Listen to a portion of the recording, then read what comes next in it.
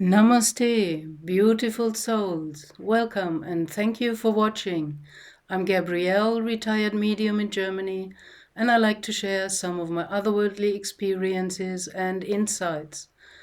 So this is about soul evolution. It's all about soul evolution. You might think it's about you and your life and all your experiences, the good, the bad, and the ugly, and maybe some of your incarnations. I even once saw the headline of a video that a woman claimed to remember 200 of her incarnations. Well, to me that's, sorry to say that, a bit ridiculous. Because as Earth is a school for souls, it's not about quantity, it's about quality. And you can compare the development and evolution of a soul kind of to like kindergarten, elementary school, high school, and university. And there are souls in different kind of states of evolution, states of consciousness and development on this planet. And they're all following their soul path, which is the divine blueprint, leading to more and more development. So in first grade, or in kindergarten, there are young souls that have to learn how to get along with the body, how to use it.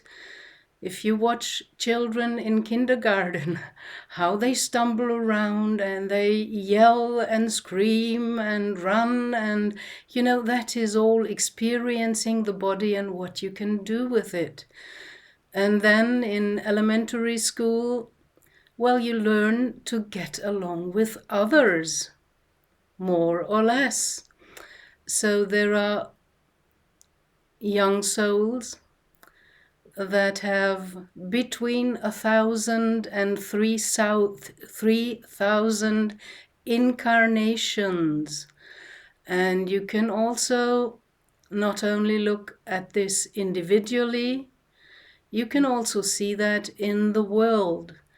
The countries where there is still a lot of war, a lot of criminality, murdering, death, robbing, and all this kind of stuff, that is kind of kindergarten. These are young souls, and you can always recognize them by their so-called problems, which they individually have, or as kind of a maybe third world country, although all these classifications nowadays don't really work any longer. But you can kind of recognize the state of a soul by her problems. So the kind of middle souls or teenage souls, they have between 3,000 and 5,000 incarnations.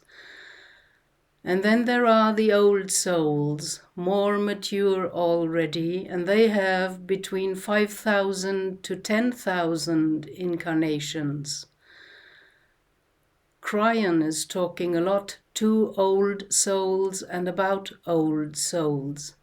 And then there is a group of the oldest of the old souls, which is called in the Elohim angel language, that does not need so many words like we do, ananati. These souls are guardians of Mother Earth and preservers of humanity since the very beginning of time, through whom the divine works in perfection.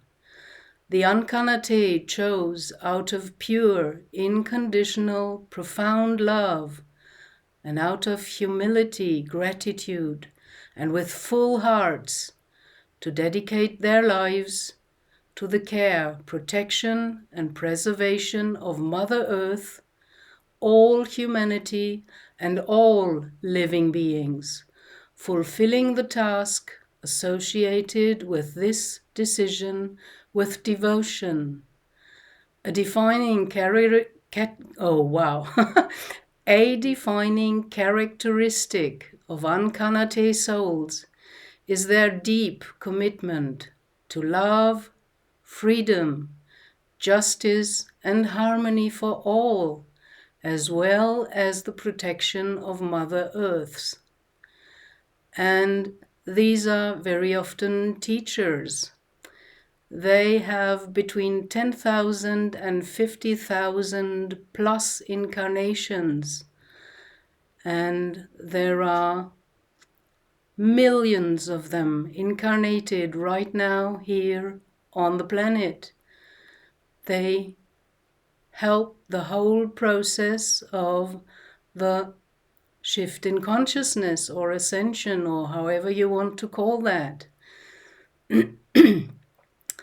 And just imagine, if millions of young souls graduate from kindergarten to elementary school, and millions of middle-aged souls graduate from elementary school to high school, and then millions of old souls graduating right now from high school to university. That, of course, brings a shift in consciousness, because they're affecting the whole collective subconscious of humanity. If they do this step, they're bringing in a lot of different energy, because they are maturing, and that's what it's all about. Souls kind of start as young, and they have to go through phases to mature. And usually we as a soul have to do the whole journey, kind of from first dimension to second dimension, third dimension, and then fourth and fifth, and so on. And your best guardian, your best teacher, your best helper is your own higher self, which is residing, as the law of one states, in sixth density.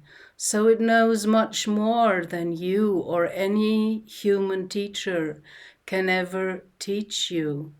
That's why you should really make the connection inside to your own higher self, because that's where you really learn and where you get the right information, which is not biased like the outside information spread by media. And I notice there's a lot of fear-mongering, even more than some years before, going on right now. And it is about leaving these states of fear. There's also kind of a lot of prophecy, and if you only write prophecy or channeling about something, then they all come running and click and view the video, often without really getting it. So these are trigger words. We're all kind of programmed, and we react to certain things. This false system that was brought to earth, all about competition and I'm the best and the first and whatever, this is wrong. It's about getting into unity consciousness, sharing and recognizing that the other is you, like the Hindu tradition tells with the saying, Tat Tvam Asi. This means this is also you. Whomever, whatever you encounter is another aspect of source, all that is, just in a different state. And there is, as the law of one states as well, only one here, one consciousness, kind of split up in all the different parts and aspects, as you and me and all the other ones living, not only humans, all living beings. In the end, it's all consciousness. Even a stone is consciousness in a special state, or a mineral. They are first density experiencers. And usually on this planet, a cycle of 75,000 years, that is 3 times the Earth precession, the time it takes the Earth to wobble once around, to finish and complete the lessons of a dimension. So third dimension takes 75,000 years. And we're kind of overdue because of all the hindering and the hacking of this world and all the negative influence that's kind of trying to block us from ascend, or trying to hold us back and keep us where we are. But we are meant to grow exponentially. So this is all about the soul's journey, and Earth is a school for souls. And you find a lot of souls in different states, because state of consciousness equals state of vibration and state of life. From the problems someone has in his or her life, you can also recognize the state of vibration they're at. You vibrate what you think and what you feel and believe in, even your false beliefs. You vibrate them out all the time because you are an energy being. As a soul, you are an aspect of source. You are love and light, which is energy. So we're right at the moment of kind of completing the cycle of third density and moving into fourth density, kind of graduating for the next step. So it's a good idea to let go of all these things we might think we know and learned and were trained with or programmed with since kindergarten, because the more you let go, the more you are able to receive, because the space is not inhabited by all these kind of false ideas we have or had put into us. So it's not a hard work to let go, like, I'm letting go of this and that. It is with the inbuilt breath. You can just exhale it, or during meditation, just let it kind of, if the idea comes up, let it float and pass you by, like you are the sky. And clouds are coming and going, but you do not attach any longer. There is a deeper meaning, a deeper sense that is growing within you. And we're all in this process together. Souls never incarnate alone. We incarnate in soul families and groups, and different families go together and work together with other soul families. What I found a bit curious in the beginning of my journey, that, for example, the warriors work together with the healers. That seems like a big discrepancy.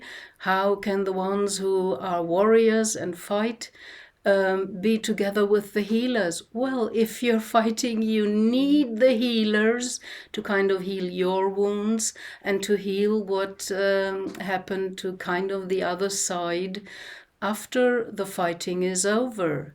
So now it makes sense to me that the healers as a soul family work together with the warriors. So you find this kind of coming together in greater groups on each level until we reach the point where other planetary civilizations already are, but they are millions ahead of us in their soul evolution and development, to form a social memory complex, like the law of one states it. That is kind of a unison, a uniting, and by that, kind of leaving the subconscious because it's becoming conscious. That is kind of the super consciousness we all share, and we have to grow into that and outgrow all the things that does not really help us on our soul journey. So that's what I wanted to share with you today. And when I came across the term ananati the first time, I did not know what it meant, but I felt that it touched me deeply. So my soul knows about these kind of graduating processes and recognizes the Elohim language, the angel language of the Elohim. And when I heard it the first time, I wasn't even a trained medium. And now I'm changing the Elohim from time to time. I'm channeling them, and they speak through me, and I learn a lot from them because they are very much into our process. And they're not to be confused with the fallen ones, the so-called Nephilim or fallen angels, which are Elohim that kind of went astray. That's the same like as if you generalize and say all Germans are this or that. You cannot say that because they're always these people and those people. You always have the whole kind of bandwidth and a wide spectrum of what we call and also judge the good, the bad, the ugly, and the indifferent, however you like to call it. So that's it for today. Thank you very much for watching. And as always, blessings, liberation, and fortitude to you, beautiful souls, on your soul path. Bye.